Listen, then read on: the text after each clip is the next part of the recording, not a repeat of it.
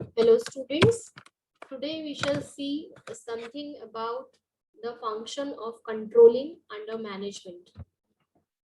As we all know, controlling means a tool through which manager can ensure the actual performances are at par with the standards set down. So, in this, we shall be seeing how controlling is helpful in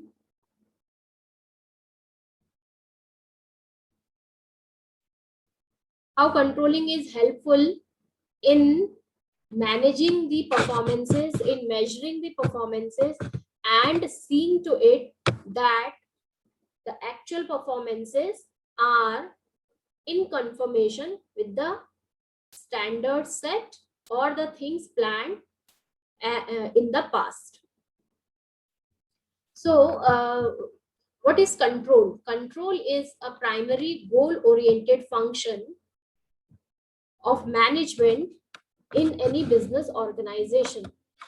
It is a process of comparing the actual performances with the set standards in the organization or the company, which ensures that the activities done by the employees are in accordance to the plan, and if they are not according to the plan, then corrective action is required. So control tells a manager or helps a manager to see whether any corrective action is required when employees are performing the activities. So we can say that controlling is that tool in the hands of manager which helps him to take corrective actions if needed in the course of the activities done to attain the goals. And controlling is performed at all levels of management, at the lower management, at the middle level, or at the upper levels of the management. While coming to the more refined definition of control, according to George R. Terry, controlling is determining what is being accomplished, that is, evaluating the performance of the employees with those of the set standards or the what we have taken as targets or standards. When we compare the actual performances with those targets or the set standards, that is called as controlling, and if necessary applying the corrected measures so that the performance takes place according to the plans.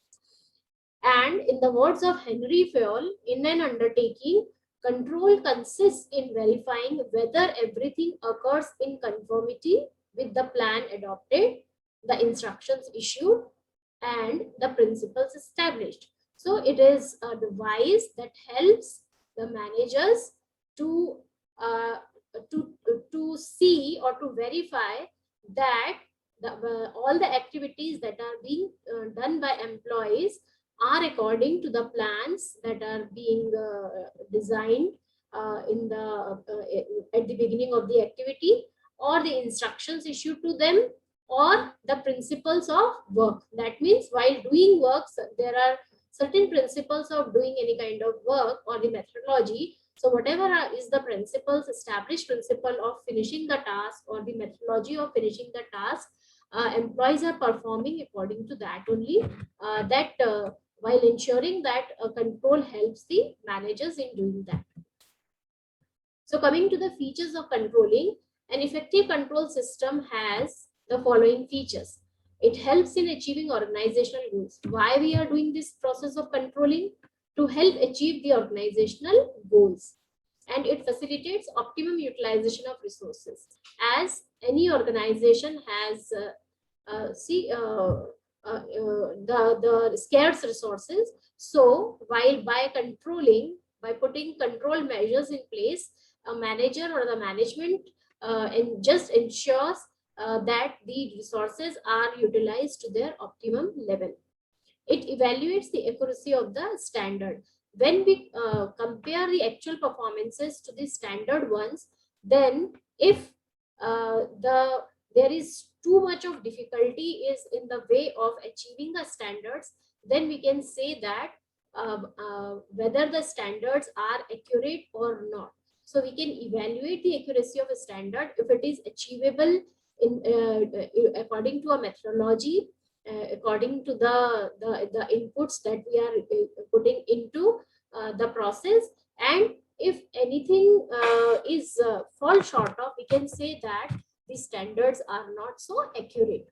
It also sets discipline and order. In common layman's language, what is control? It directly relates to or refers to the discipline or to the order in doing things, in managing things, whatever is there. It is when we say that there is control, then it automatically means there is discipline and there is order in doing things, in managing things. Then controlling helps in motivating employees and boosts the morale of employees when they know that their activities are being measured, their performance is being judged, their performance is being evaluated and compared to the standards. Then it motivates employees to put their 100% into their task, and when they see that their activities, what they have performed, are as per the standards, they are conforming to the standards, then it boosts up the morale of the employees. It ensures future planning by revising standards. If we see that there is not of problem in achieving any kind of goals or the targets set, and if we see that during that particular course of time or with so much of resources, if it is not feasible to achieve the target, then we can get our standards revised and do the future planning for the achievement of targets. Controlling also improves overall performance of an organization. By putting in control measures, what we want to do, what we want to achieve, we want to increase the performance of the organization, the overall performance of the organization. And control also minimizes errors. Students, this is the process of controlling. It contains 4 steps. First one is establishment of the standards. Second one is the measurement of actual performance. Third one is the comparison of actual performance with the standard set. And fourth one is the corrective action if there is deviation in the actual and the standard performance. See, if the actual performance falls short of the standards, then corrective action is needed. So first step is the establishment of standards. So the setting up of target needs to be what needs to be achieved to meet organizational goals that requires the setting up of standards. So standards indicate the criteria of performance. Control standards are categorized as quantitative and qualitative standards. Quantitative can be expressed in numbers, maybe in terms of money, but qualitative standards are abstract, they are intangible, right?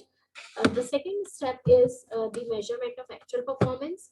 Then when the actual performance of the employee is measured against the target, with the increasing levels of management, the measurement of performance becomes very difficult. Then comparison of actual performance with that of the standard one. This compares the degree of difference between the actual performance and the standard performance. And if the actual performance falls short of the standard, then corrective action is required. On the other hand, if the actual performance exceeds the standard set, then that behavior has to be reinforced, and that is the favorable condition for the employee as well as for the organization. Now we see what types of control are there. 3 types of control are there: feedback control, concurrent control, and predictive or feed-forward control. So feedback control is something that is being done at the end of the activity or when the task gets finished. So after the task gets finished, the information or the data is collected and then assessed and analyzed to see whether there is any lack in the performance that is which is less than the standard set. So we learn to improve the performance and then improvise the same type of task in the future. So any mistakes done, any wastages done during the course of activity are to be you can say recorded, and then it is ensured that in future the similar type of task does not have any kind of wastages or any kind of defects in future.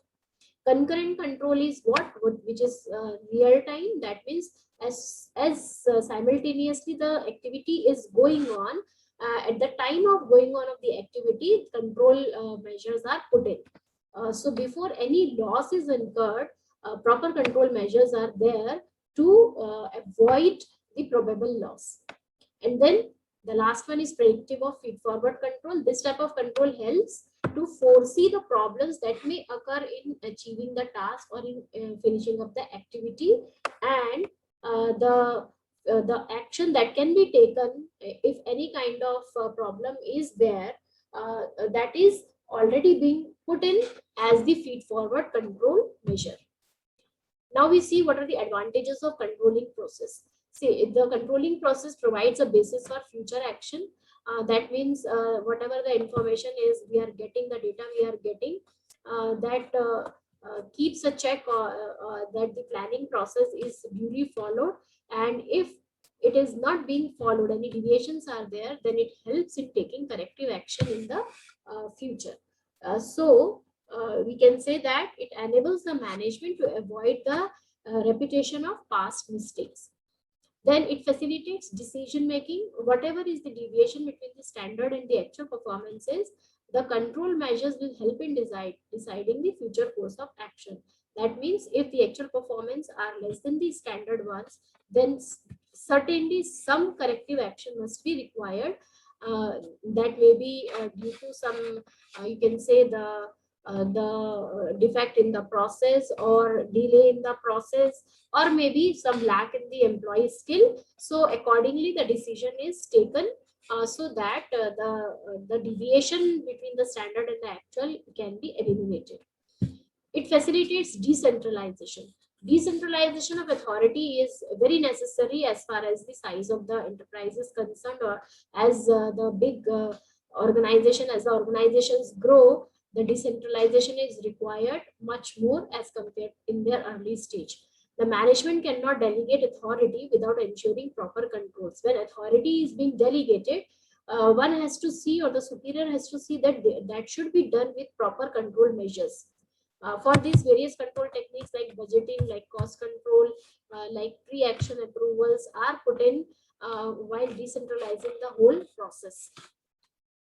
Then facilitates coordination. Control helps in coordinating various activities that are being done in different departments or different divisions, and the manager will try to coordinate the activities of the subordinates in order to achieve the departmental goals.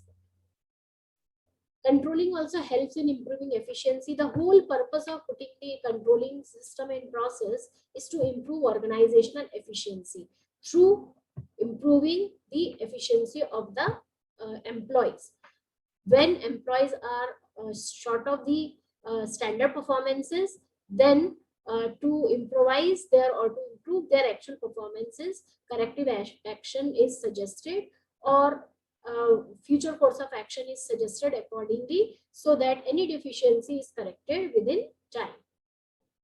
Control also put on psychological pressure on the employees in the organization, since everyone knows that his performance is being judged regularly. So they try to improve upon their performances and concentrate on their work. Then the processes of the rewards and punishments are also linked with the performance. That is also a kind of part of control measure. There are certain limitations of control process also. First one is influence of external factors. However effective, how effective any control system is there in the organization, but in the influence of some external factors which are beyond the control of management, the performances may get influenced. These factors may be the government policy, maybe the technological changes, maybe the changes in the fashion or habits of customers. So these are the external factors. So however effective your control system in the organization, but these factors are not in the management control, so they may impact the working. Then controlling through the effective control system, putting on or launching effective control systems is a costly affair. The performance of each and every person is in the organization has to be judged, has to be measured, and corrective actions are to be suggested to each and every employees, and at the same time it must be reported to the higher authorities. So this whole system consumes lot of time, lot of money, and it is also essential that this process should be on a continuous mode. Lack of satisfactory standards. The controlling process gets affected due to the non-availability of standards or non-availability of satisfactory standards. Then the opposition from subordinates. Sometimes the control process gets influenced due to non-acceptability by subordinates, since the control measures interferes with the individual actions, and the subordinates may oppose it, seeing it as the interference in their work. So then this control process is under the influence of this attitude of subordinates. That is all for today. Uh, I think you must be now knowing what controlling is and how it affects the organizational, or how it is important as an important function of management.